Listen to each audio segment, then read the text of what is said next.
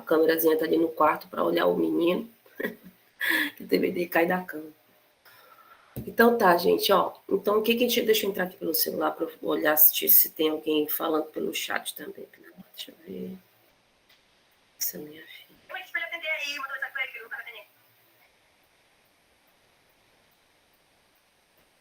Deixa eu entrar aqui pelo celular.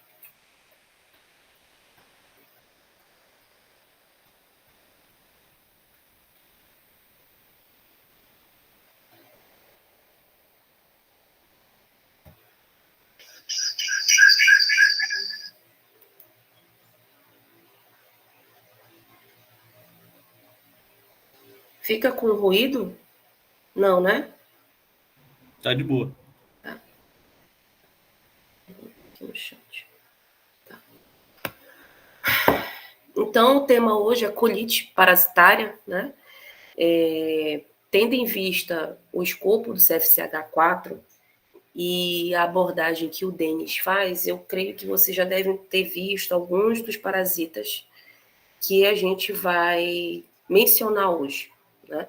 Então, alguns são bem específicos de colite, outros são meio que secundários, né? Então, a questão mais crônica deles é que gera colite, mas tem alguns que são os básicos, né? Como, por exemplo, a giardia, a ameba e outros mais, tá? Então, hoje a gente vai fazer uma abordagem bem light sobre o que é colite e sobre quais as colites parasitárias, do tipo parasitária, porque tem vários tipos, né? Que são mais comuns, tá bem? E aí a primeira pergunta é: o que é uma colite? Digam aí. Do ponto de vista geral, tá? Sem dizer se é colite parasitária, se é outros tipos. Uma inflamação do colo. Isso, né? Tudo que termina com it é inflamação. Cólon quer dizer colite, né? Quer dizer cólon do intestino grosso. Então, essas infecções, elas acometem a porção do intestino grosso, os cólons. Algumas delas, das que eu vou falar hoje, algumas delas, o sítio primário é o intestino delgado, mas por conta da cronicidade e da evolução do quadro, acabam se estendendo até o intestino grosso, tá? E aí, uma outra pergunta, uma outra reflexão que eu mesma me fiz e que eu sei que vocês também se fazem, né, dependendo da situação, é a dualidade entre parasitose intestinal e colite parasitária. Toda parasitose intestinal leva a uma colite parasitária? Toda colite parasitária é uma parasitose intestinal? O que vocês acham? Não. Eu acho que toda colite parasitária é uma parasitose intestinal, mas nem toda parasitose intestinal é uma colite parasitária. Muito bem, né? Então, a gente tem sim parasitoses que são intestinais, mas que não levam a colite, né? Mas toda colite parasitária é uma parasitose intestinal, né? E aí a gente entra aqui na definição do que é colite parasitária.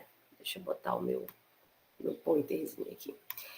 É uma inflamação no cólon causada por infecções parasitárias, e aí entram vários parasitas, mas o foco da gente hoje é bacteriano, resultando em inflamação e disfunção, né, intestinal. E aí, nesse meio, quando a gente fala desse processo inflamatório e do processo funcional meio que prejudicado, entram várias questões que estão diretamente relacionadas, por exemplo, com a histopatologia, com a fisiopatologia da própria infecção, né? Com a questão da periodicidade, se agudo, se crônico. E aí, antes da gente entrar nessa partezinha, a gente precisa dar uma olhada na parte morfisiológica, que inclusive a subturma da sexta, não, da terça, da terça? Não, da sexta, já fez comigo, mas que aí agora na terça-feira outra subturma vai ficar, e na outra semana os monitores eles vão fazer um pega bem bacana com vocês, para revisar toda a parte de morfisiologia desse terceiro ciclo, porque eu estou achando que a nossa prova prática vai ser no dia seguinte da prova do eixo, né? Então, a prova do eixo é dia 8, né? Então, a nossa prova vai ser na quarta, tá? Depois da prova do eixo, tá? Porque aí vocês não vão ter mais nenhum compromisso, vai estar todo mundo livre, leve e solto, né? Que foi que alguém levantou a mão? Professora, só uma dúvida. Como vai ter a prova prática, né, de anatomia, aí na prova teórica cai também Cai, de anatomia? Cai também. Também vai ter algumas questõezinhas lá. Tá. Obrigada. Nada. Então, quais são as principais funções do cólon, especificamente? Sim, pode até associar com o sistema como um todo. O que ele faz primeiro, né? Absorção de água e eletrólitos, a gente sabe que isso está completamente envolvido na questão do processo patológico da diarreia, né? Da questão da hidratação do corpo e outras cositas que a gente já viu nas tutorias dessa semana e da semana passada. Formação e eliminação das fezes no formato que deveria ser adequado, né? Então, tanto a formação quanto a eliminação dessas fezes, ela está diretamente relacionada com como ela é processada. Então, se o cólon ela não desempenha a sua fisiologia normal dentro daquilo que é considerado normal, ele não forma nem elimina as fezes da forma adequada, né? E isso aí a gente tem alguns reflexos, tem todos os reflexos dentro desse processo da colite. Hospedagem da microbiota, então a gente sabe que todo o nosso trato digestório, né, gastrointestinal, ele é habitado por uma microbiota que é residente, que é sensível, que precisa haver. A gente não pode eliminar essa microbiota, né? Então, ela é uma microbiota fisiológica e que há alguns lugares do intestino que eles acabam servindo como um depósito, como uma fonte de reposição dessa microbiota, caso você tenha algum processo que perca essa microbiota ou que ela seja retirada, no caso de uma eserese, né? Gente, eu tô com a tosse daquelas também, então se eu começar a tossir, não estranhe, tá? Do ponto de vista histológico, qual é o tecido que recobre o cólon, que reveste o tecido, o intestino grosso? Lembram?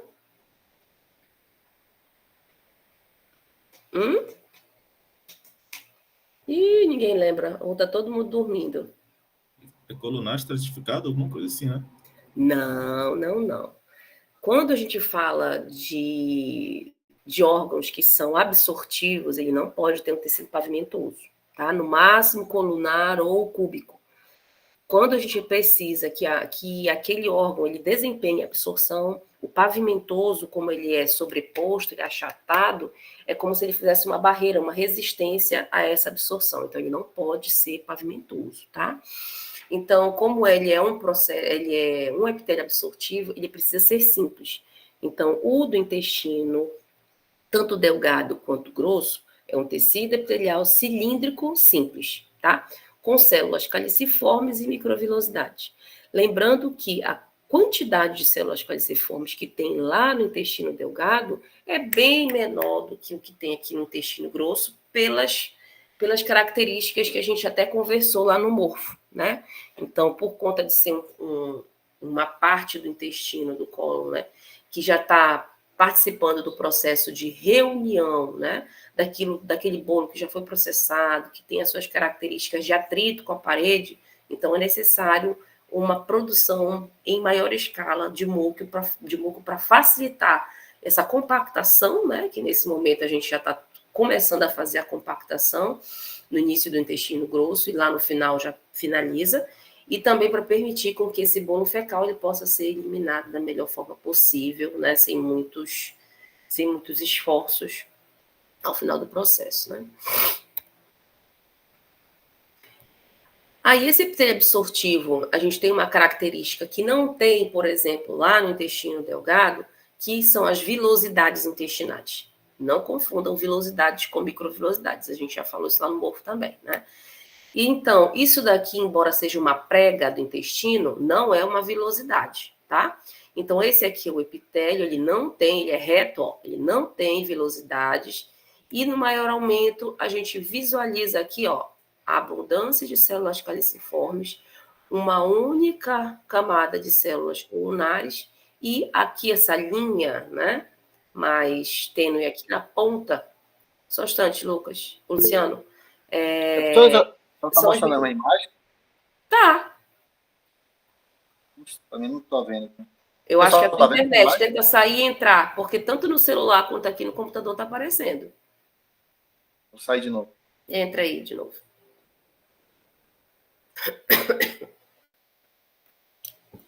Aqui em casa tá todo mundo sofrendo com esse negócio dessa poeira. Olha, tá demais. Então, esse é o epitélio absortivo de uma única camada de células colunares com bastante célula caliciforme e as microvilosidades lá na porção apical dessas células, né, para auxiliar no processo absortivo. E aí a gente entra num pedacinho aqui, ó, lá... Ah, entrou? Tá vendo? É a internet. Isso de vez em quando me pega uma peça, Luciano. Então, dentro desses cólons, a gente tem uma divisão regional. Seco, os cólons, né? Os 4 que a gente tem, o reto e o ânus. Aqui, o que forma, né? Quais os... A gente vai fazer essa revisão, mas depois a gente vai voltar para a parte do parasita, só para vocês entenderem que tem alguns parasitas que se alojam em determinadas porções, tá? Então, o seco é aquela dilatação, é a segunda dilatação que a gente tem nesse trato gastrointestinal, e ele vai ser ali, vamos dizer assim, limitado entre a válvula ileocecal e o apêndice vermiforme, né? Então, é só aquela pequena extensão que é o seco. A partir dessa válvula, a gente já tem o cólon, né? O ascendente, que é retroperitoneal, pessoal da sexta-feira a gente conversou bastante sobre isso, né? Tanto em relação aos cólons, como em relação, por exemplo, ao duodeno, né, que tanto a porção descendente quanto ascendente do duodeno também era retroperitoneal, assim como os cólons. O transverso, que é intraperitoneal, assim como o sigmoide, e que formam mesocólons, né, e cada um tem o seu sobrenome, mesocólon transverso e mesocólon sigmoide. Aqui, ó. Então, é a segunda dilatação. A partir daqui, desse ósteo ileocecal para cima, já é cólon, tá? Daqui para baixo até o apêndice vermiforme, a gente tem o seco. Então, partindo, né, como um marco anatômico do cólon ascendente retroperitoneal para o cólon transverso, que é peritonizado, a gente tem uma flexura, que é a hepática direita, ou flexura cólica direita, cólon transverso, fazendo uma outra flexura aqui, que é esplênica ou cólica esquerda. Aqui não se tem flexura, a angulação não permite. E o cólon sigmoide, fazendo uma outra flexura aqui para poder entrar no reto propriamente dito, né, que é a flexura reto sigmoide. E para cá o reto. Aqui retirando o mesentério, né, lembrando lá de novo, pessoal que viu na sexta-feira, que aquela parte do peritônio que recobre a cavidade e que se projeta em direção às vísceras, elas formam o meso que segura o intestino delgado é o mesentério, e o meso que segura o intestino grosso é o mesocólon, tá?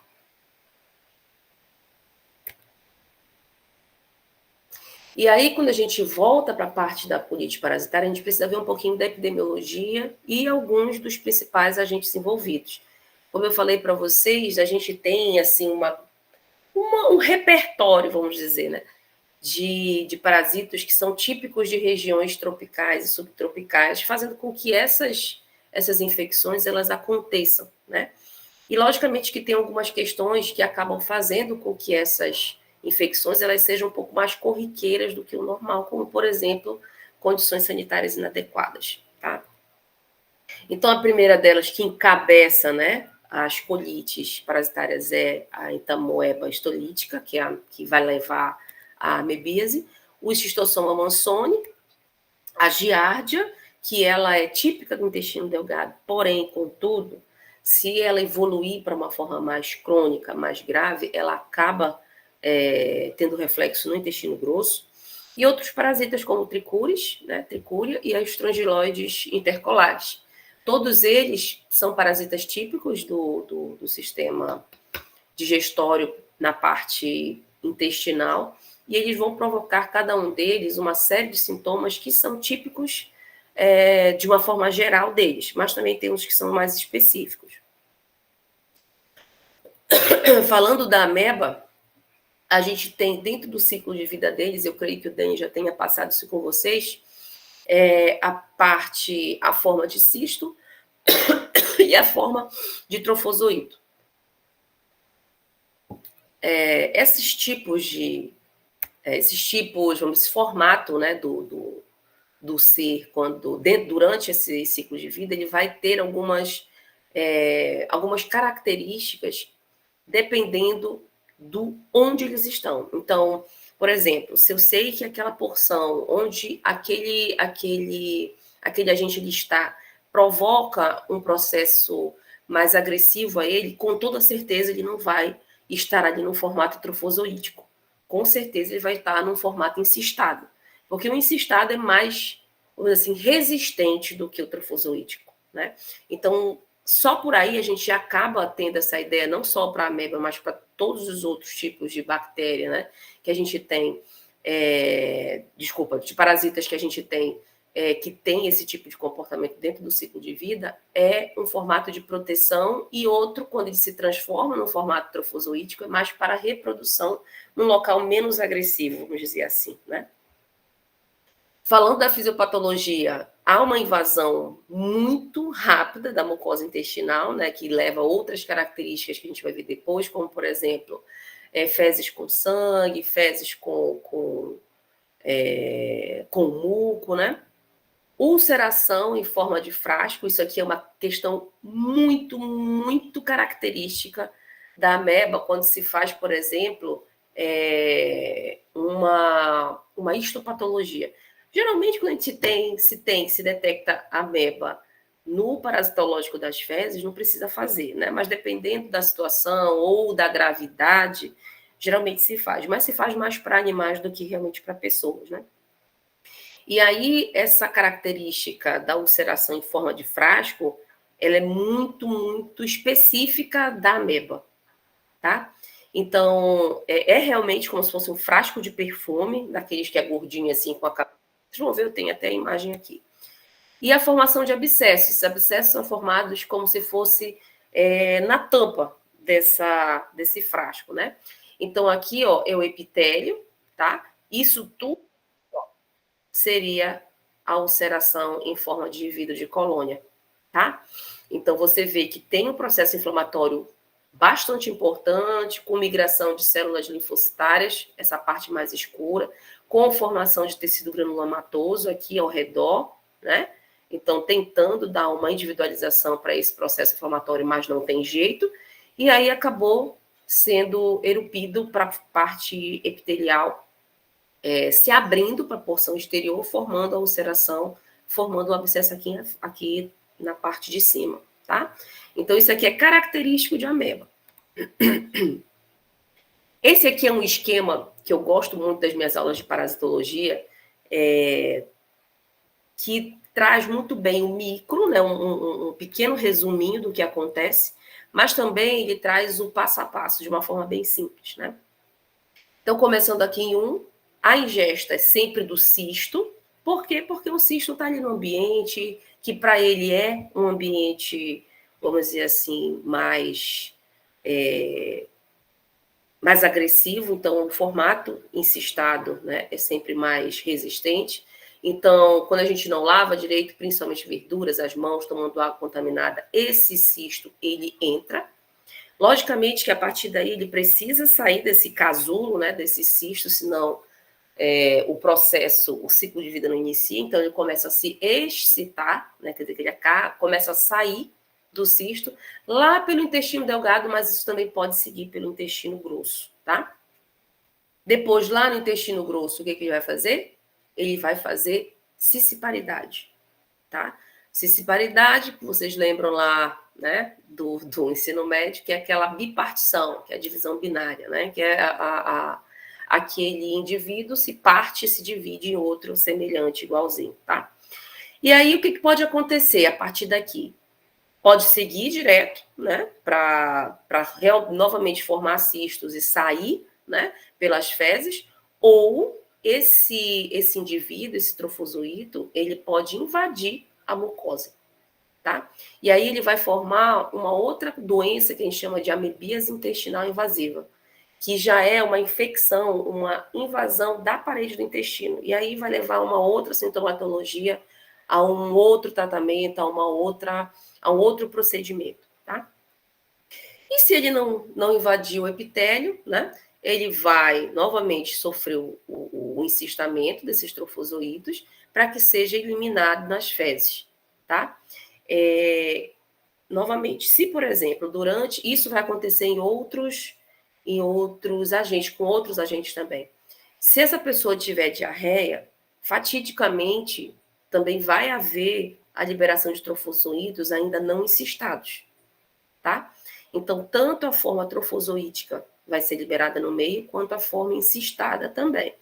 Mas isso tem vamos dizer assim, uma importância grande? Nem sempre, né? Nem tanto, tá? Por quê? Porque a forma trofozoítica, como eu falei para vocês, ela é um pouco mais delicada, ela precisa de um ambiente um pouco menos agressivo. Então, quando ela entra em contato com o meio externo, ela passa um tempo ainda viva, mas depois ela morre. Tá? Então, vamos dizer assim, a viabilidade do trofozoito fora do intestino é muito curta, né? E ela acaba morrendo. Quando a gente fala do xistossoma, né, que já é um trematóide, o que acontece?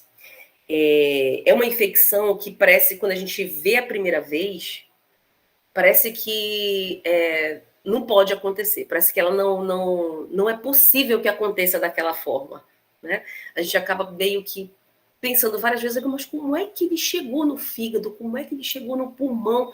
Como é que aconteceu isso, né? Então,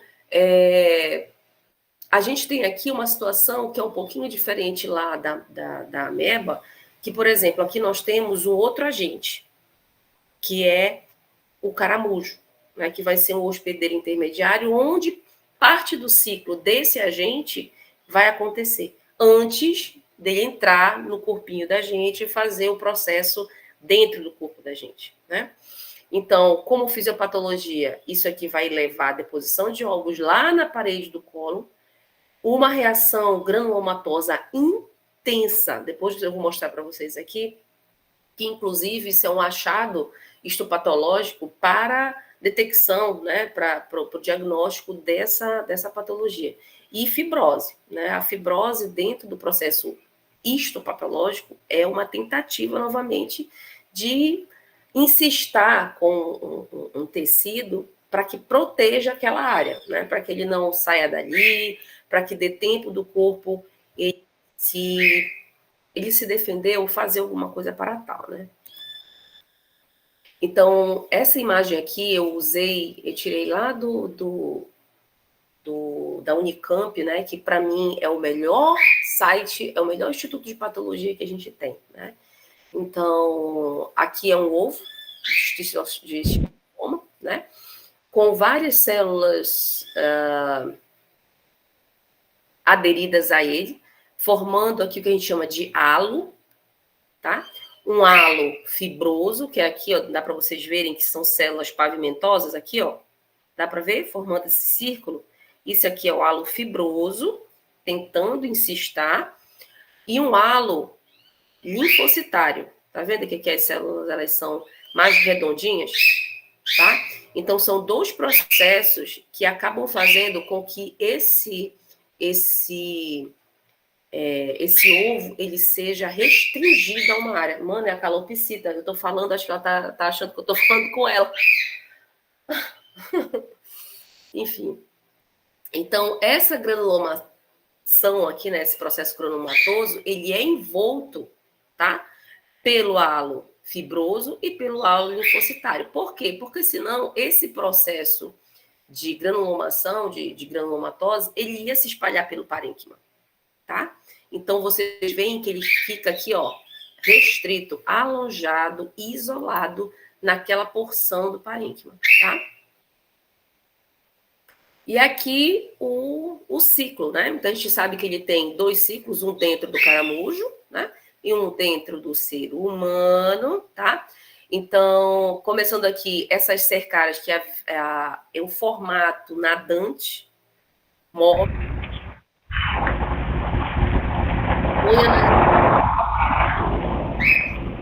O áudio da Ana Lídia está ligado. Acho que é carro passando aí.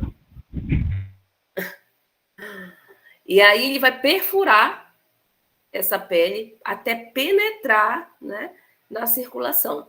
Depois que ele penetra na circulação, o que ele vai fazer? Desculpa. Ele vai chegar, né, vai passar para o pulmão, depois ele vai cair no espaço porta. Aqui vai acontecer a cópula, né? O encontro do macho com a fêmea ali, tá? E depois que eles fizerem isso, eles vão lá para o mesentério, tá bem? E lá vai acontecer, desculpa, a ovoposição, tá? Então, tudo acontece naquele mesocolo, tá? Ou no mesentério, tá? Dependendo da cronicidade da questão. Como é mais agudo, fica no mesentério. Quando não, ele se espalha para o mesocólon também. E essa ovoposição, esses ovinhos, eles não vão ficar restritos ali, né, ao peritônio. Eles vão querer sair de lá. E eles vão para onde? Eles atravessam a parede do intestino, né, de fora, a partir do mesentério para dentro, chegam lá na luz do intestino. Desculpa. E são, a partir dali, despejados no ambiente, nas fezes, né? E ali eles vão, logicamente, procurar o biofalária para fazer a sua próxima, vamos dizer assim, os seus próximos passos do desenvolvimento do ciclo, tá? Então, é isso que acontece.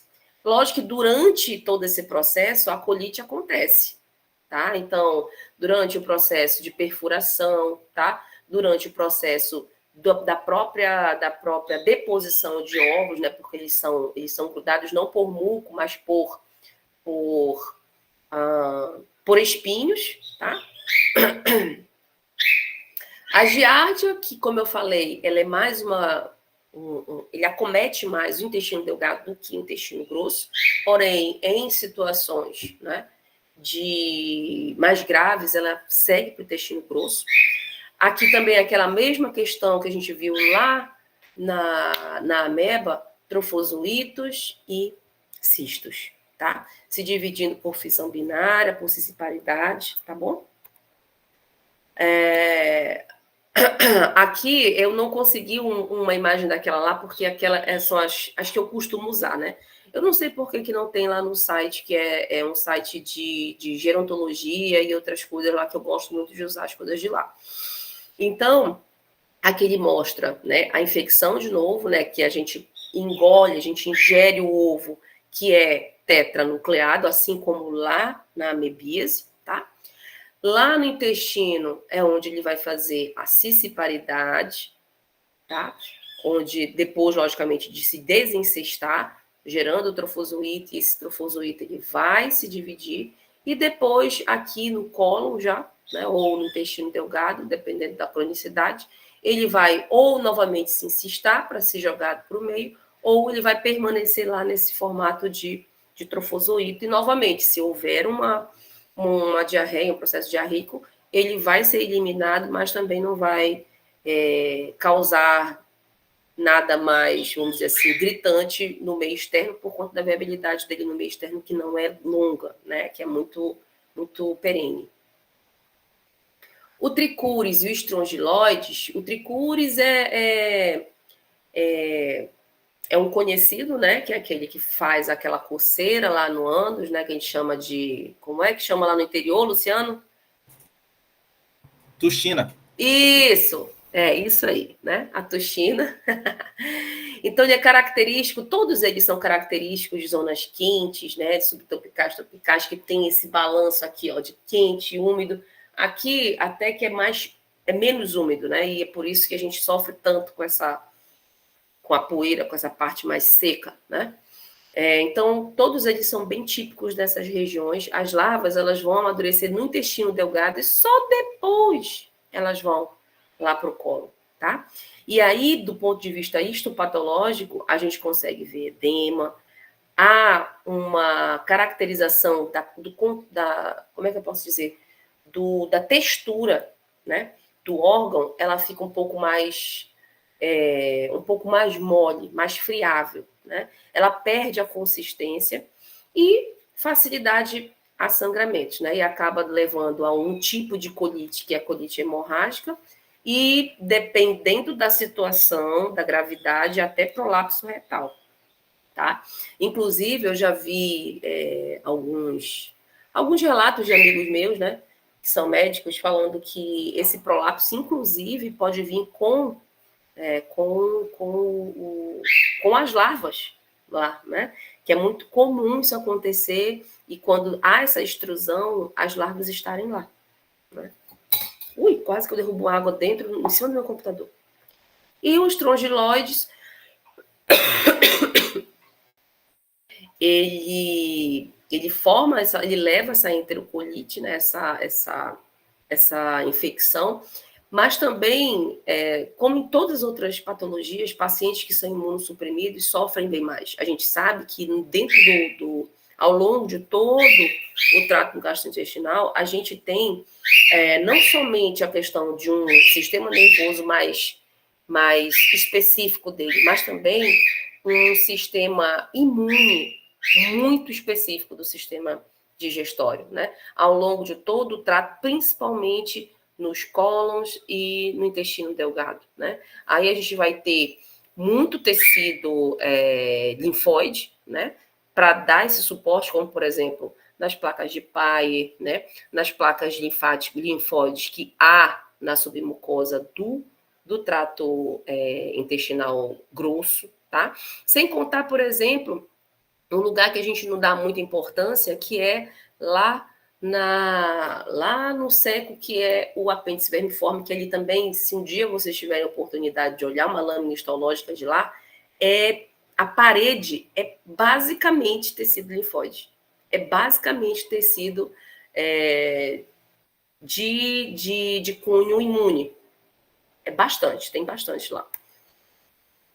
Então, falando primeiro do tricuris, né, do nosso querido... Esqueci o nome, como é? Duchina. Isso.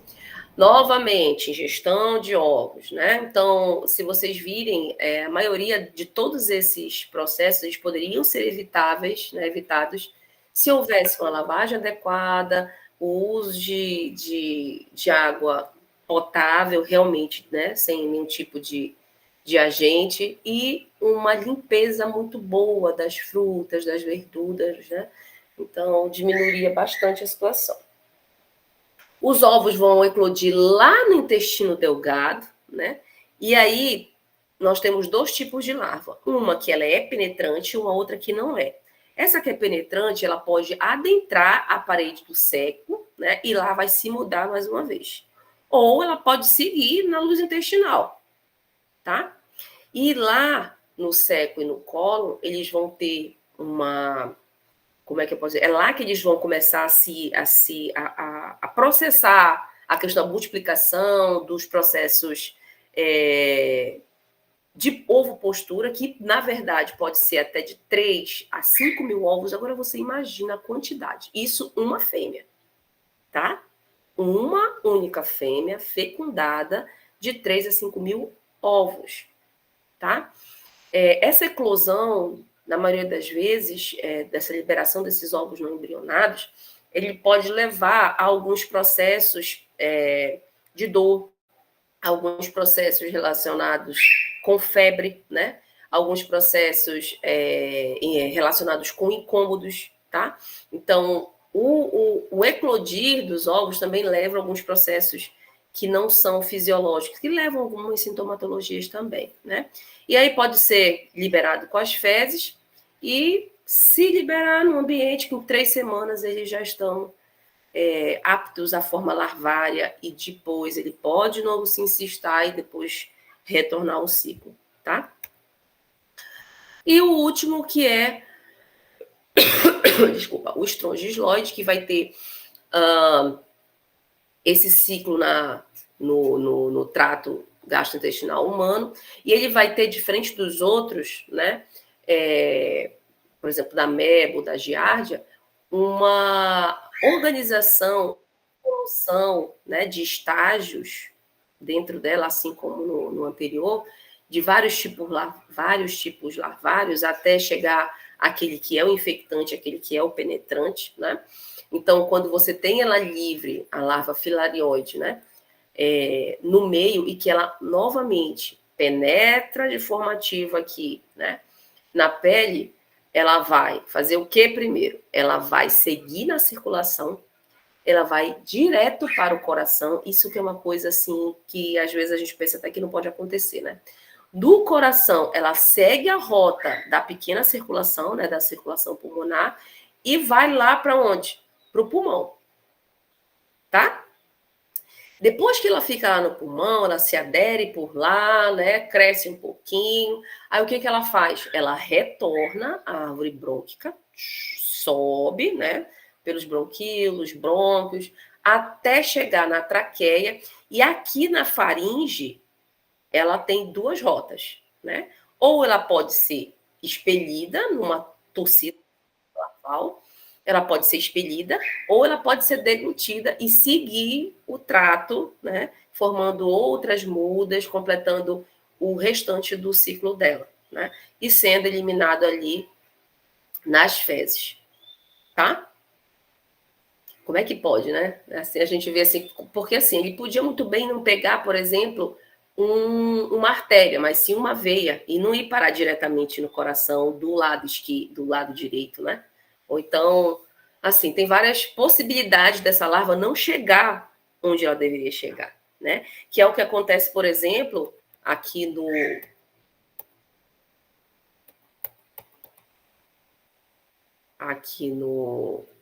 xistossoma, que a gente pode ter essa penetração que acontece, né? Saindo da parede do intestino, né? Do intestino para, de novo, ou sair pelas fezes, né? Ou atravessar essa parede, pegar a corrente sanguínea e talvez depositar lá no cérebro, né? Que é o que aconteceu com um conhecido meu. E assim, tem vários, né? Vários casos de xistossoma, de ovos de xistossoma no cérebro, né? Então, pegam vias assim completamente diferentes, né? Então, aqui, em vez de ele pegar as veias mesentéricas para ir para dentro, né? E depois chegar a invadir a parte do intestino grosso, elas saem, né? E elas seguem até, assim, pode habitar, por exemplo, o próprio tecido do pulmão, pode habitar o próprio tecido do fígado e subir, inclusive, para o cérebro, né?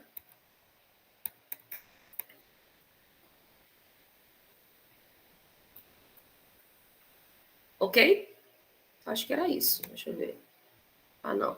Manifestações clínicas e diagnóstico. Sintomatologia, essa sintomatologia, ela é muito geral para todos. Há específicas, logicamente, que há, de acordo com a cronicidade, com o tempo, né? Então, febre, fadiga, diarreia crônica, aquosa ou sanguinolenta, vai depender, né, do agente que vai causar. A dor abdominal difusa ou não, mas geralmente no quadrante inferior.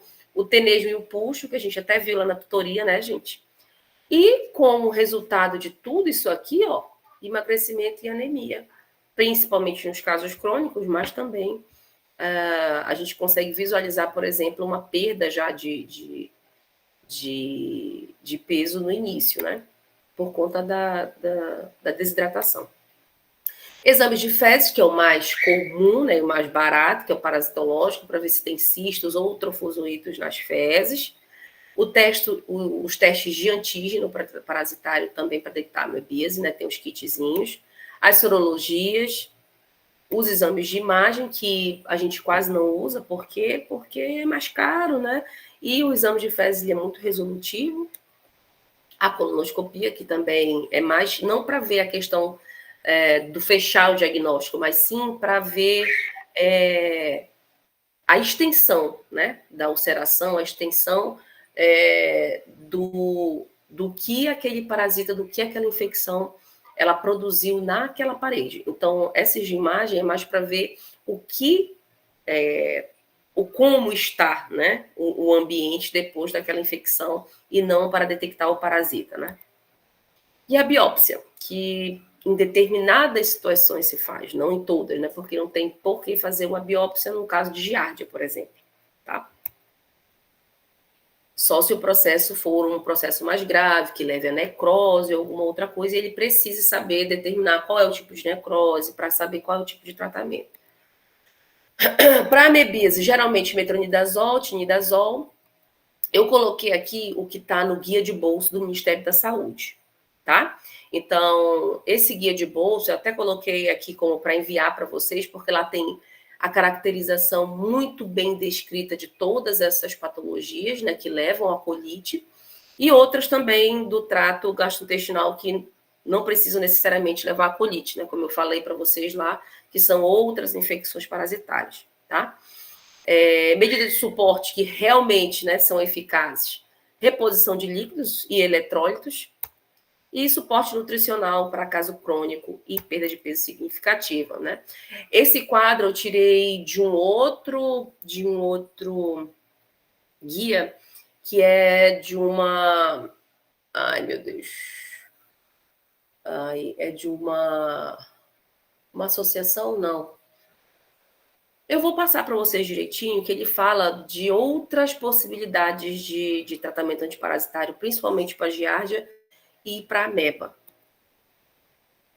E prevenção e controle, como a gente viu lá no início, né, que todas essas patologias, todas essas colites, elas são geradas principalmente e agravadas, né, pela questão do saneamento, que pode não ter ou não é adequado.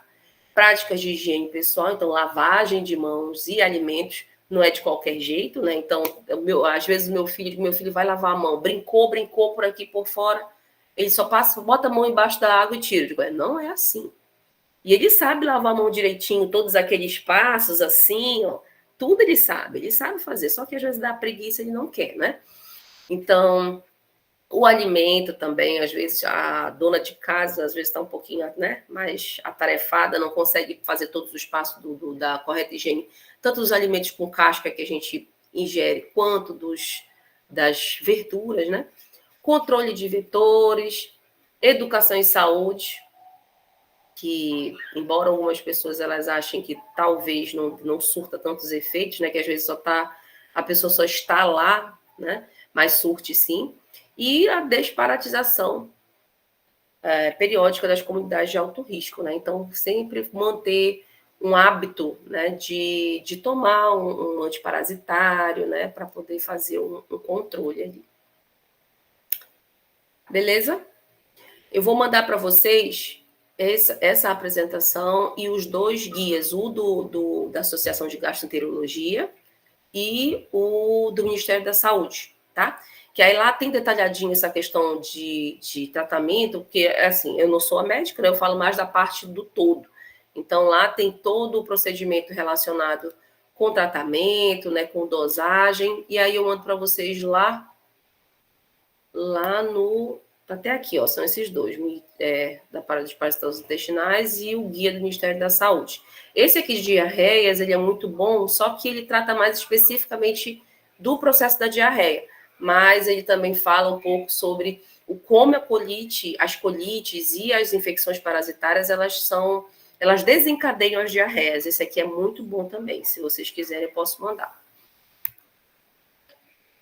Deixa eu só dar uma olhada aqui É porque eu instalei aqui a extensão da chamada, mas eu não sei porque não está aparecendo aqui para mim.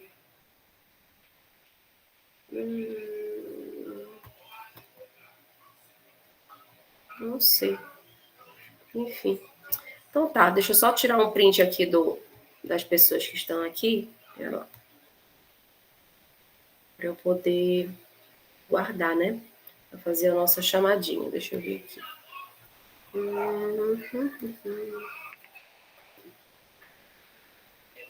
Não me corta, mulher. Sai daí, pequeno. Deixa eu ver aqui. Peraí que eu vou fazer aqui no celular, que é mais fácil. Se a senhora não conseguir, eu consigo printar. Não, só um instantinho. Ai, minha filha me ligando. Oh, meu Deus. Deixa Deixa eu ver aqui. Eu já estou fazendo, só. Amanhã à tarde tem aula normal, professor? Amanhã à tarde tem. Beleza. Amanhã é terça, né? Sim. Terça. Pronto. Então tá, vou mandar para vocês lá tanto a apresentação quanto os 3 materiais lá, tá? Aí vocês dão uma olhadinha. Ó, o menino já acordou. Graças a Deus. Tomara que não esteja com febre mais. Tchau, gente. Beijo. Tchau, professora. Tchau, querida professora. Obrigada. Beijinho.